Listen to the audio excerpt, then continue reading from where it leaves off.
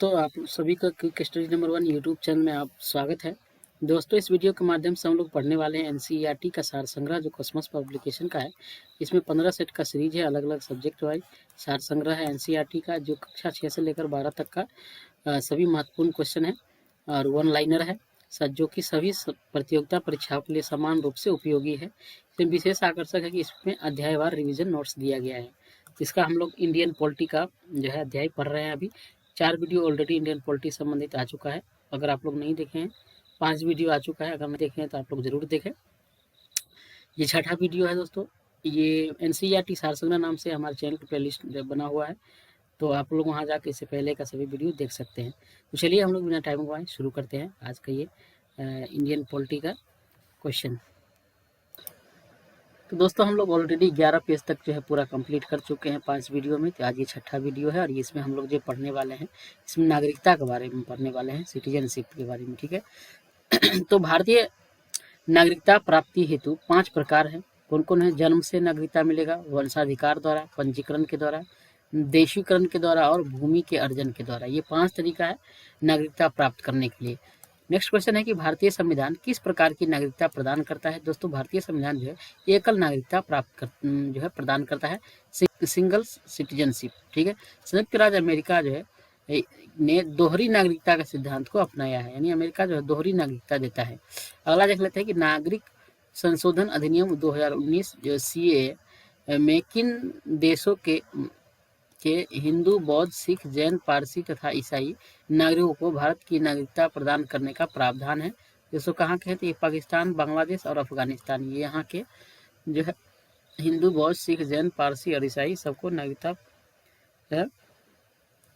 प्रदान करने का प्रावधान है।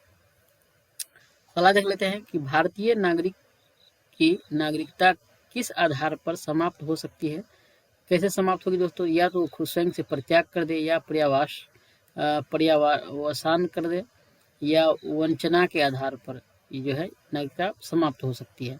अगला है कि भारत से बाहर लगातार कितने वर्षों तक रहने पर भारतीय नागरिकता समाप्त कर दी जाएगी? लगातार अगर 7 वर्ष के बाहर ज़्यादा रहते हैं तो देश के बाहर, तो उसकी नागरिकता समाप्त कर दी जाएगी। नेक्स्ट है प्रवासी भारतीय दिवस कितने समय अंतराल पर मनाया जाता है? दोस्तों, तो प्रति 2 वर्ष पर जो है प्रवासी भारतीय दिवस मनाया जाता है। नेक्स्ट देख लेते हैं हम लोग। अगला क्वेश्चन है नागरिकता से संबंधित प्रमुख अनुच्छेद कौन कौन है? तो अनुच्छेद 5 में है कि संविधान लागू होने के समय विषय वस्तु क्या है? तो इसमें है कि संविधान लागू होने के समय नागरिकता।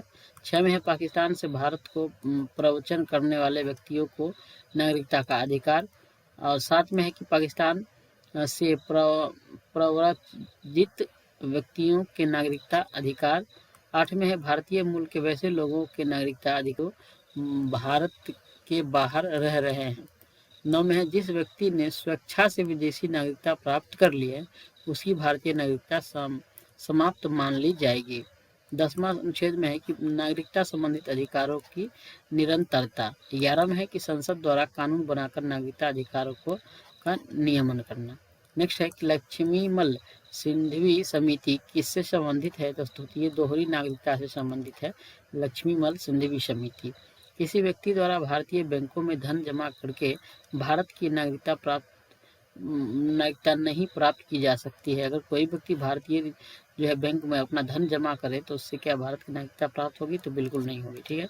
अगला देख लेते हैं कि भारतीय संविधान में एकल नागरिकता का प्रावधान किस देश से लिया गया है? दोस्तों, कहाँ से लिया गया है? ये ब्रिटेन से लिया गया है एकल नागरिकता का प्रावधान।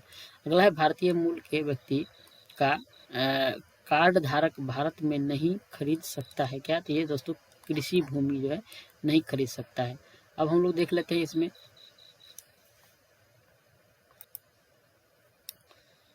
NRI, PIO एवं OCI कार्ड धारक में तुलना देख लेते हैं। सबसे पहले देख लेते हैं तुलना है।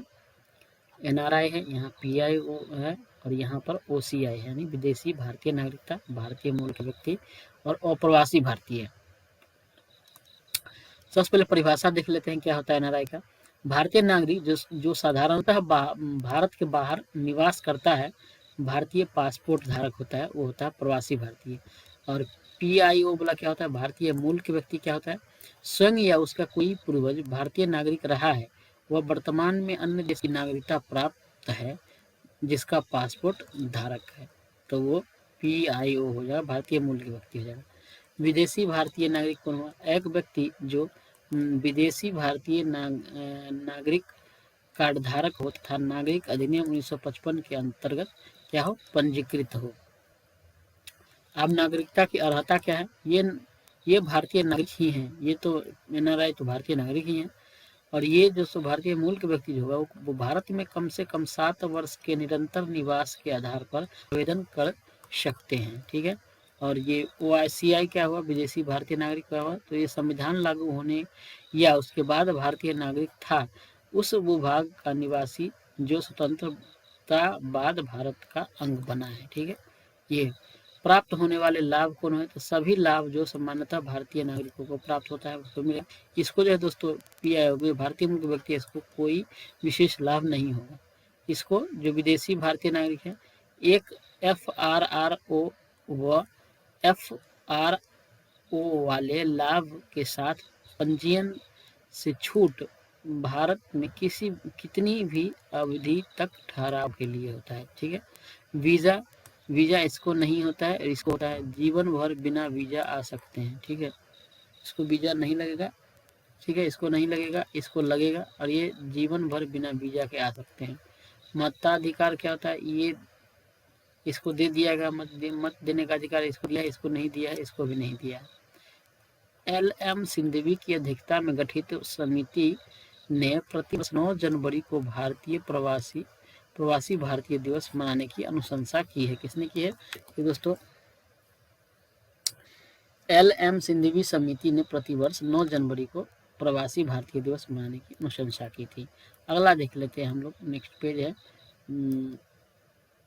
13 नंबर पेज देख लेते हैं, मूल अधिकार के बारे में। ठीक है, फंडामेंटल राइट्स क्या क्या है इसके बारे में हम लोग देख लेते हैं। ये है, पहला देख लेते हैं क्वेश्चन में है कि भारतीय संविधान के किस भाग के अंतर्गत नागरिकों को मौलिक अधिकार प्रदान किए गए हैं? तो दोस्तों भाग 3 अनुच्छेद 12 से 35 तक जो है भारतीय संविधान के किस भाग के अंतर्गत नागरिकों को मौलिक अधिकार प्रदान किया गया है? तो भाग 3 के अंतर्गत अनुच्छेद 1235 के अंतर्गत। नेक्स्ट देख लेते हैं कि संविधान द्वारा मौलिक अधिकारों को लागू करने की शक्ति किसे प्रदान की गई है? तो दोस्तों सर्वोच्च न्यायालय एवं उच्च न्यायालय को प्रदान की गई है। अगला है कि भारतीय संविधान का अनुच्छेद 13 संवैधानिक प्रावधानों को सांसद तथा राज्य विधानमंडलों द्वारा बनाए गए नियमों या कानूनों पर प्राथमिकता प्रदान करता है। ठीक है, अगला देख लेते हैं कि भारतीय संविधान के अनुच्छेद 13 का मुख्य उद्देश्य किसके संदर्भ में संविधान की सर्वोच्चता सुनिश्चित करता है? दोस्तों ये मौलिक अधिकार। ठीक है, अगला देख लेते हैं कि भारतीय संविधान में समानता के अधिकार का विस्तार किन अनुच्छेदों में है? दोस्तों ये दोस्तों अनुच्छेद 14 से लेकर 18 जो है समानता का अधिकार है। ठीक, नेक्स्ट देखते हैं हम लोग, नेक्स्ट है कि भारतीय संविधान का कौन सा अनुच्छेद विधि के समक्ष समता के अधिकार से संबंधित है? दोस्तों अनुच्छेद 14 है जो विधि के समक्ष समता। जन्म, लिंग, मूल वंश, जाति, धर्म आदि के आधार पर विभेद का प्रतिषेध अनुच्छेद 15 एक मूल अधिकार है जिसे समानता के अधिकार के अधीन वर्गीकृत किया गया है। नेक्स्ट देख लेते हैं भारतीय संविधान की प्रस्तावना में प्रयुक्त समाजवाद शब्द को किस अनुच्छेदों के साथ समग्रता में रखकर सर्वोच्च न्यायालय द्वारा समान कार्य के लिए समान वेतन का मौलिक अधिकार प्रदान किया गया है? ये दोस्तों अनुच्छेद 14 और तथा 16 में। नेक्स्ट देख लेते हैं भारतीय संविधान के अनुच्छेदों में से कौन सा एक लोक नियोजन के विषय में भारत के सभी नागरिकों को अवसर की समानता की गारंटी प्रदान करता है? दोस्तों ये अनुच्छेद है 16(1) और 16(2). संवैधानिक उपबंध देख लेते हैं क्या क्या है। तो केवल भारतीय नागरिकों को प्राप्त मूल अधिकार और भारतीयों एवं विदेशी नागरिकों को प्राप्त मूल अधिकार क्या क्या है उसके बारे में देख लेते हैं। क्या है कि पहला नंबर है कि भारतीय नागरिकों को प्राप्त मूल अधिकार में क्या क्या है कि धर्म, मूल वंश, जाति, लिंग या जन्म स्थान के आधार पर विभेद प्रतिषेध है अनुच्छेद 15 के तहत। लोक नियोजन के विषयों पर अवसर की समता अनुच्छेद 16 के अंतर्गत। अगला है वाक एवं अभिव्यक्ति शांतिपूर्ण एवं सशस्त्रहित सम्मेलन करने संघ तथा एवं सरकारी समिति बनाने भारत के राज्य क्षेत्र में आबाद संचरण एवं बसने वाले व्यापार करने की स्वतंत्रता अनुच्छेद 19 में है। अगला है कि अल्पसंख्यक वर्गों के हितों के संरक्षण अनुच्छेद 29 में है। शिक्षण संस्थाओं की स्थापना और प्रशासन करने का अल्पसंख्यक वर्गों का अधिकार अनुच्छेद 30 में है। नेक्स्ट देख लेते हैं भारतीय एवं विदेशी नागरिकों को प्राप्त मूल अधिकार कौन कौन है। पहला है विधि के समक्ष समता और विधियों का समान संरक्षण अनुच्छेद 74। अपराधों के लिए दोषी के संबंध में संरक्षण अनुच्छेद 20 के तहत। जीवन का अधिकार अनुच्छेद 21 है। शिक्षा का अधिकार 21A है। कुछ दशाओं में गिरफ्तारी एवं निरोध से संरक्षण अनुच्छेद 22। 6 में शोषण के विरुद्ध अधिकार अनुच्छेद 23 से 24। धर्म एवं संस्कृति की स्वतंत्रता का अधिकार अनुच्छेद 25-26। अगला देख लेते हैं कि संविधान के किस अनुच्छेद के अंतर्गत अस्पृश्यता का उन्मूलन किया गया था। दोस्तों ये अनुच्छेद 17 के तहत। संविधान में अस्पृश्यता परिभाषा नहीं है। अस्पृश्यता निवारण अधिनियम 1955 के अंतर्गत अस्पृश्यता को बढ़ावा देना एक दंडनीय अपराध है। अनुच्छेद 18। भारतीय संविधान में आर्थिक समानता के मौलिक अधिकार में सम्मिलित है। अगला देखने का क्वेश्चन है कि भारतीय संविधान के किस अनुच्छेद में वाक एवं वाक अभिव्यक्ति